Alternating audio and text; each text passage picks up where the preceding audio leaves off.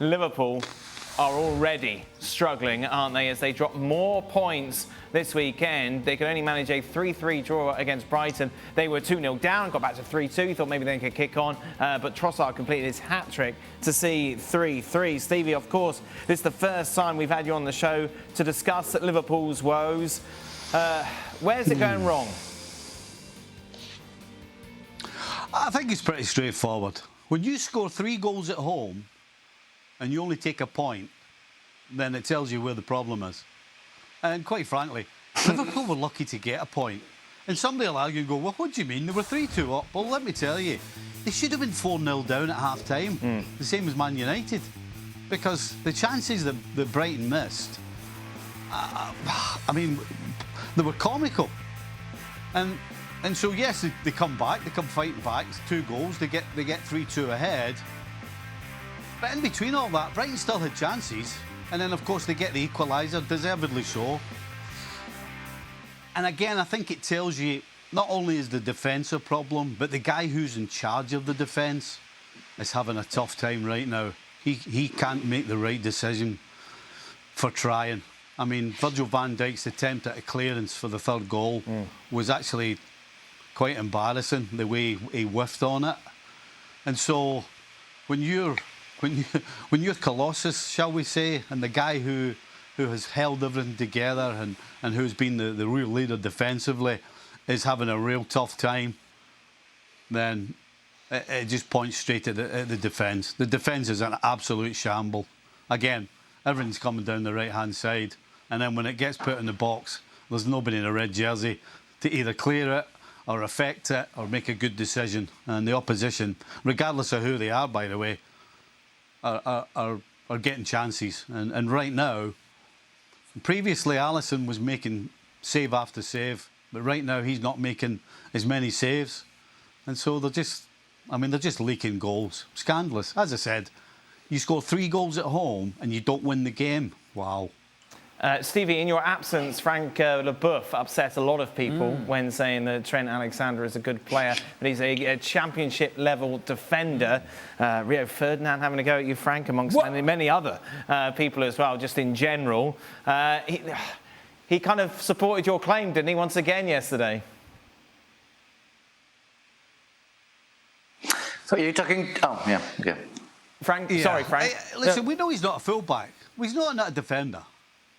Everybody knows he's not a defender, so I don't understand where everybody's like aghast that he's making mistakes. He's been making mistakes forever. But Liverpool around the rest of the park were just so good that he didn't really have to do an awful lot of defending. That's just the truth of the matter. Previously, he hasn't had to defend.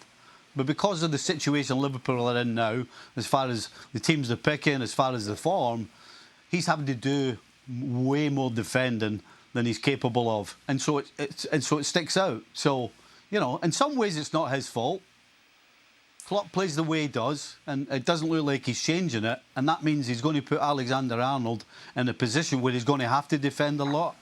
And when you're not capable of it, then you're going to show up. And I think in this Brighton game, you saw a player who's been affected by all these comments and all this scrutiny, because it's now beginning to affect him going forward.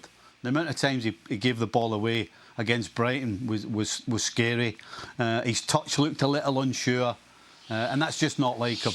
It's just not like him. So I think all this talk's beginning to affect him as well. But yeah, Klopp's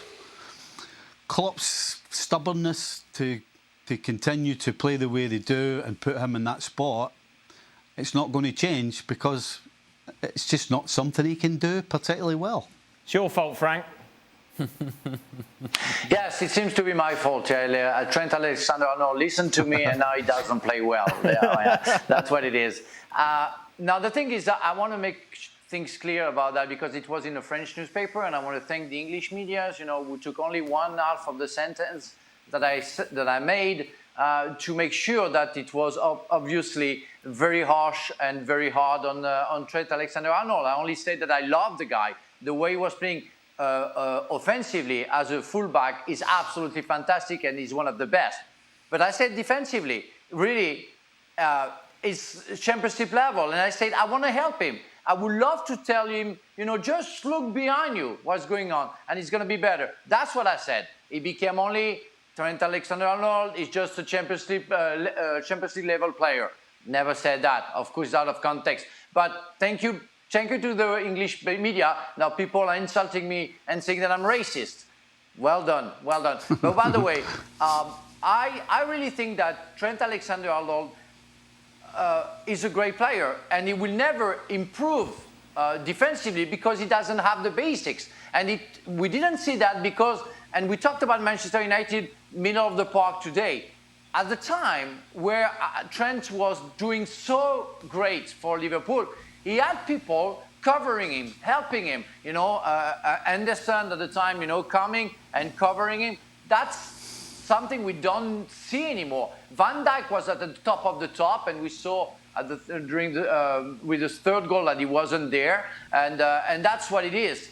That's sometimes, you know, when you're in a good shape, we're not in a good shape, and your team is not playing well, your weaknesses are shown more than usually. But I really wish, because I really love the guy, that TAA is going to be much better very soon, really. Thanks so much for watching ESPN on YouTube. And for more sports highlights and analysis, be sure to download the ESPN app. And for premium content and live streaming, subscribe to ESPN Plus.